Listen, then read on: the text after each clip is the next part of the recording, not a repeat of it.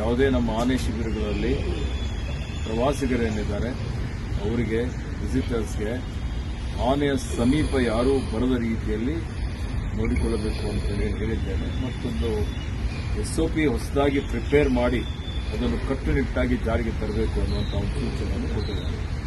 ಸಾಮಾನ್ಯವಾಗಿ ಇವತ್ತೆಲ್ಲ ಜನ ಅಲ್ಲಿ ಹೋಗಿ ಆನೆಗೆ ಬಾಳೆಹಣ್ಣು ತಿನ್ನಿಸುವಂಥದ್ದು, ಬೆಲ್ಲ ತಿನ್ನಿಸುವಂಥದ್ದು, ಅದ್ರ ಜೊತೆಯಲ್ಲಿ ಸೆಲ್ಫಿ ತೆಗೆದುಕೊಳ್ಳುವಂಥದ್ದು ಇದೆಲ್ಲ ಮೊದಲಿನಿಂದ ನಡೆದುಕೊಂಡು ಬಂದಂಥದ್ದು. ಯಾಕೆಂದರೆ ಇವೆಲ್ಲ ಆನೆಗಳು ಕುಮ್ಕಿ ಆನೆಗಳು, ಪಳಗಿಸಿದ ಆನೆಗಳು. ಈಗ ಯಾವುದೇ ರೀತಿಯ ಮಾನವನಿಗೆ ಧಕ್ಕೆ ಮಾಡೋದಿಲ್ಲ ಅನ್ನುವಂಥದ್ದು ಭರವಸೆ ಎಲ್ಲರಿಗೆ ಇತ್ತು.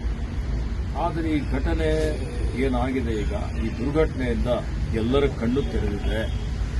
ಆನೆಯ ಬಿಹೇವಿಯರ್ ಯಾವಾಗ ಏನಾಗುತ್ತೆ ಅಂತ ಹೇಳಲಿಕ್ಕೆ ಬರೋದಿಲ್ಲ. ಹೀಗಾಗಿ ಇದರಲ್ಲಿ ಮತ್ತೆ ಈ ಕಾಳಗದಲ್ಲಿ ಒಂದು ಆನೆನೂ ಬಹಳ ಗಂಭೀರ ಅದಕ್ಕೆ ಗಾಯಗಳಾಗಿತ್ತು, ಅದು ಮೃತಗೊಂಡಿದೆ.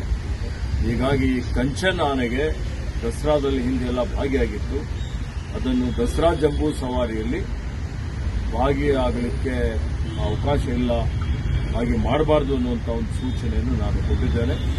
ಮತ್ತು ಮುಂಬರುವಂಥ ದಿನಮಾನಗಳಲ್ಲಿ ದಸರಾ ಜಂಬೂ ಸವಾರಿಯಲ್ಲಿ ಸಹಿತ ಜನರು ಆನೆಯ ಸಮೀಪ ಬರದ ರೀತಿಯಲ್ಲಿ ಒಂದು ಈ ಕಾರ್ಯಕ್ರಮ ಆಯೋಜನೆ ಮಾಡಬೇಕು ಅನ್ನುವಂಥದ್ದು ಕಟ್ಟುನಿಟ್ಟಿನ ಸೂಚನೆಯನ್ನು ಇಲಾಖೆ ಅಧಿಕಾರಿಗಳಿಗೆ ಕೊಟ್ಟಿದ್ದೇನೆ. ಅದೇ ರೀತಿಯಲ್ಲಿ ಇವತ್ತೇನು ಸಫಾರಿ ನಡೆಸ್ತಾ ಇದ್ದೀವಿ, ಸಫಾರಿಯಲ್ಲಿ ಸಹಿತ ತೆರೆದ ವಾಹನದಲ್ಲಿ ನಿನ್ನೆ ನನಗೆ ಒಂದು ಮಾಹಿತಿ ಕೊಡ್ತೇನೆ. ಏನು ಸಫಾರಿ ವಾಹನಗಳಿದೆ, ವಾಹನಗಳ ಮೇಲೇನೂ ಆನೆಗಳು ದಾಳಿ ಮಾಡ್ತಾ ಇರ್ತಕ್ಕಂಥದ್ದು. ಹೀಗಾಗಿ ಇದು ಅತ್ಯಂತ ಗಂಭೀರತೆಯಿಂದ ಸರ್ಕಾರ ಇದನ್ನು ಪರಿಗಣಿಸಿದೆ.